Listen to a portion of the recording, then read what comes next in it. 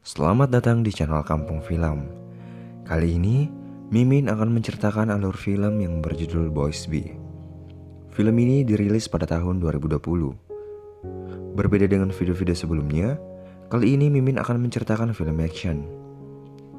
Film ini dibintangi oleh Kim Hee Chan yang berperan sebagai Song In dan No Hyung Hak berperan sebagai Hyung Tae.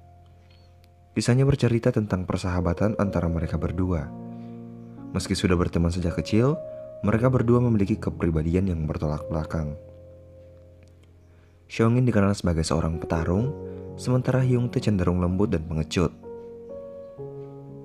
Sebelum masuk ke alurnya, silahkan subscribe channel ini dan nyalakan loncengnya agar kamu tidak ketinggalan video-video baru dari channel ini. Dan inilah Boys B. Film ini diawali perkelahian Seong-in dengan murid sekolah lain yang dipimpin oleh Ji-won.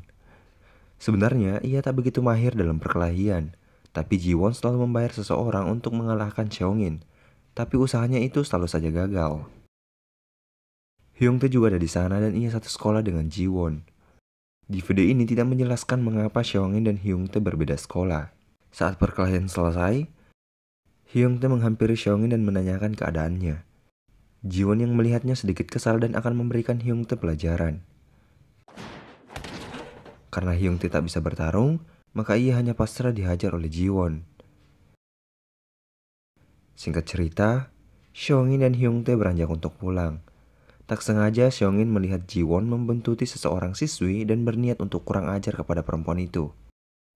Seong-in bergegas ke sana dan menghajar wajah Ji-won dan membuat permen yang ia kunyah hancur lebur. Keesokan harinya mereka bergegas ke sekolah.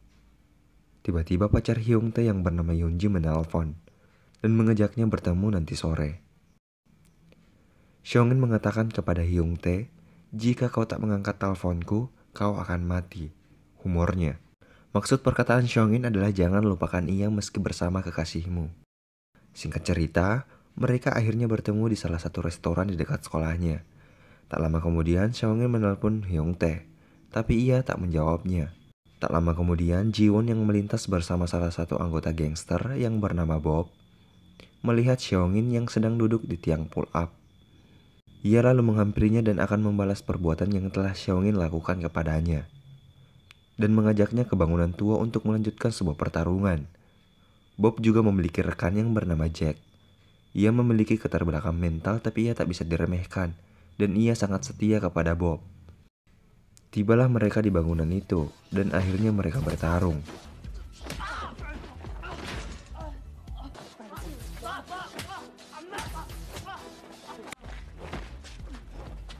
Seong-in dikeroyok oleh Ji-won bersama dua temannya itu, tapi masih bisa dimenangkan oleh Seong-in.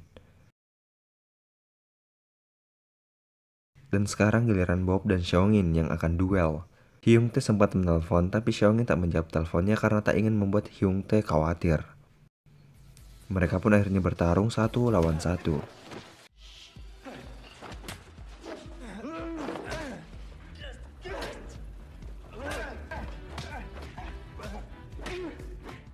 Saat Bob terjatuh dan dipukuli oleh Seong-in, ia malah mengambil pecahan dinding dan menghempaskan ke kepala Seong-in. Tapi untung saja ia menyadarinya dan dapat menahan kecurangan Bob. Tiba-tiba datang seseorang mendorong Seong-in hingga ia terlempar, dan sudah jelas Jack tidak akan tinggal diam melihat sahabatnya dipukuli. Mereka pun bertarung.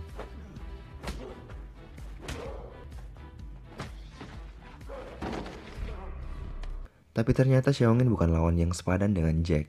Dia dipukuli hingga ia terkapar tak berdaya. Hyung Tae tiba-tiba datang karena mengira Seong-in sedang merokok di dalam bangunan itu. Tapi ia malah melihat Seong-in dipukuli hingga tak berdaya. Ia hanya bisa bergetar dan tak bisa membantunya. Seong-in akhirnya menyerah dan mengakui kekalahan. Tapi Ji-won yang menyimpan dendam tidak akan melepaskan Seong-in begitu saja. Ia malah memukuli Seong-in dan mempermalukannya. Untung saja Bob menerima telepon dari bosnya dan menyuruh mereka untuk pulang. Hyung Tae hanya bisa menangis dan merasa bersalah karena tak bisa membantu sahabatnya itu.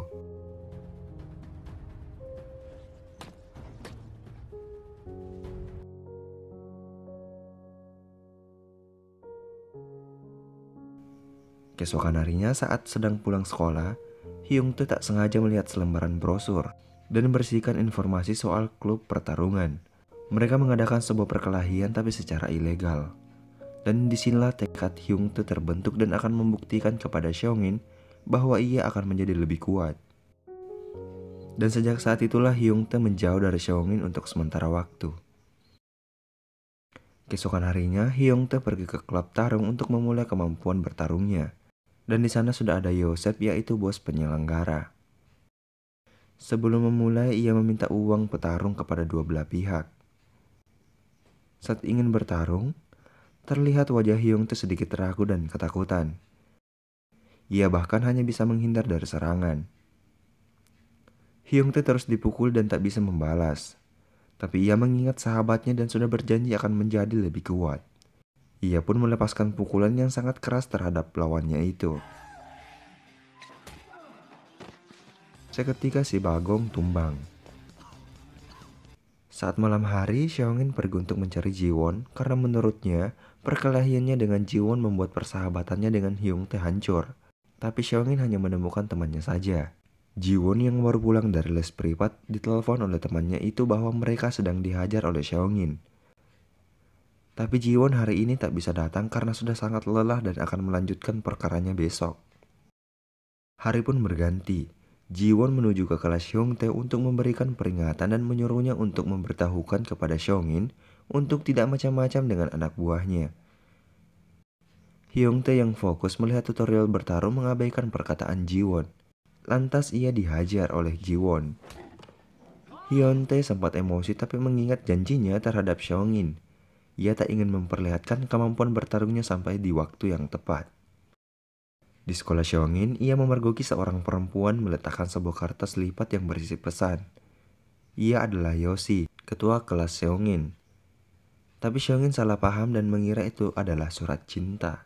Tapi itu hanya sebuah kertas yang dibuat oleh gurunya dan menyuruh Yoshi untuk memberikan kepada Seongin.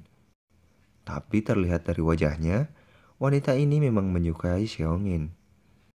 Singkat cerita, ketika malam hari, Seongin mengajak Yoshi untuk meminum bir.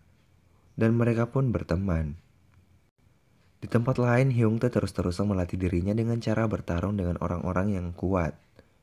Dan didampingi oleh teman barunya yaitu Yosep. Dan setiap kali Hyung Tae ingin bertarung, ia selalu saja diremehkan karena menurut lawannya, ia masih bocah dan bukan lawan yang sepadan dengan mereka. Tapi Hyung Tae membuktikan kepada lawannya bahwa ia mampu bertarung seimbang atau malah melampauinya.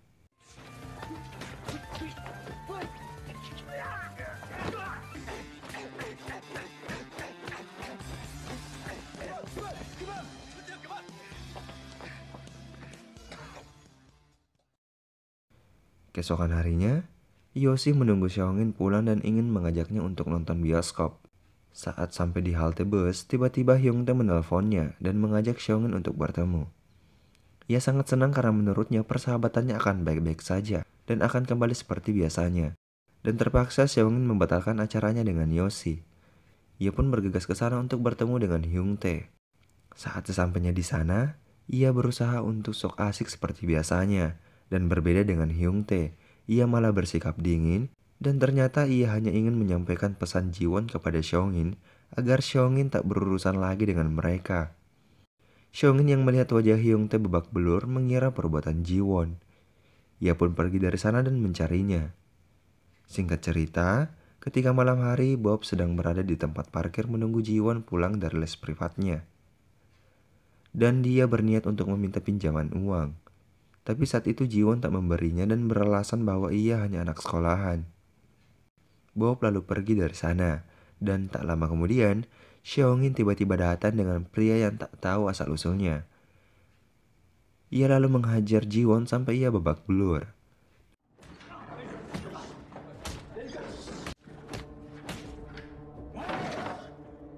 Dan mengatakan kepada Jiwon agar ia tidak menyakiti orang-orang yang ada di sekitarnya. Jiwon yang tak terima perlakuan Seongin menelpon Bob dan akan memberikannya uang jika Bob ingin membantunya. Di tempat lain, Hyung Tae yang sibuk dengan urusannya kini sudah siap untuk membuktikan kemampuannya kepada Seongin.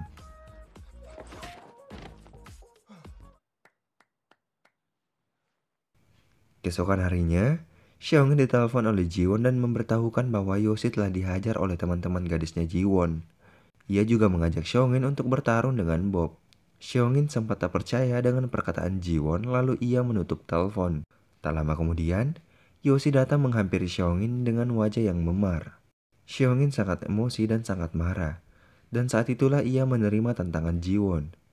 Di tempat lain, Hyungtae yang berada di dalam kelas mendengar pembicaraan teman sekelasnya yang membahas pertarungan Xiaomin dan Bob dan akan dilakukan di bangunan tua esok hari. Singkat cerita, hari itu pun tiba. Jiwon sudah ada di sana dan Xiaomin juga baru saja tiba di TKP. Hyungtae juga siap-siap untuk ke sana dan membantu sahabatnya itu. Xiaomin bilang kepada Jiwon untuk menghajarnya saja dan tak akan melawan. Maksud dari perkataannya adalah, setelah ia dihajar semua masalahnya dengan Jiwon selesai. Karena menurutnya, Hyungtae dan Yoshi selalu jadi sasaran kekerasan karena ulah Xiaomin.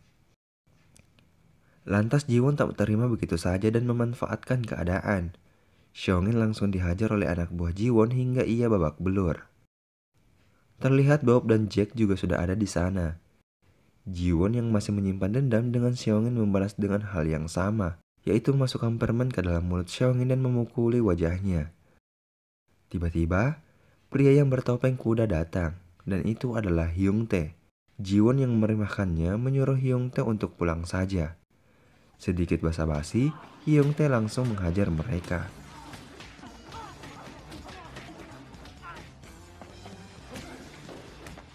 Ia lalu duel dengan Bob, dan terjadi pertarungan sengit di antara mereka berdua.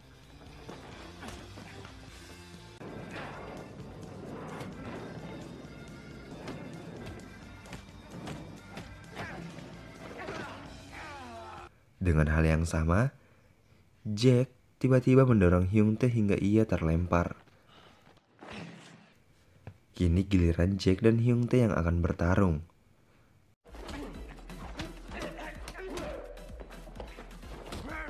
Sempat terjadi pertarungan yang sangat sengit, tapi Hyungtae sudah kehabisan tenaga dan sangat kewalahan menghadapi Jack.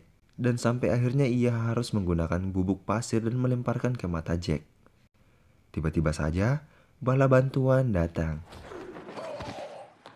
Siapa lagi kalau bukan si pria yang songong ini? Dan sekarang pertarungan mereka makin seru.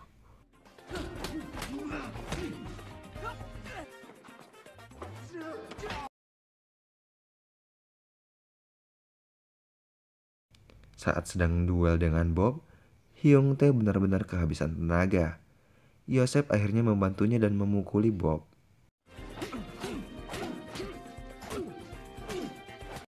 Jack yang belum tumbang mendorong Yosef hingga membuat tangan Yosef patah tulang. Ia lalu dihajar hingga tak berdaya. Hyungtae lalu berdiri dan ia sudah kehabisan tenaga. Ia lalu kembali dihajar oleh Jack hingga ia babak belur dan tak berdaya.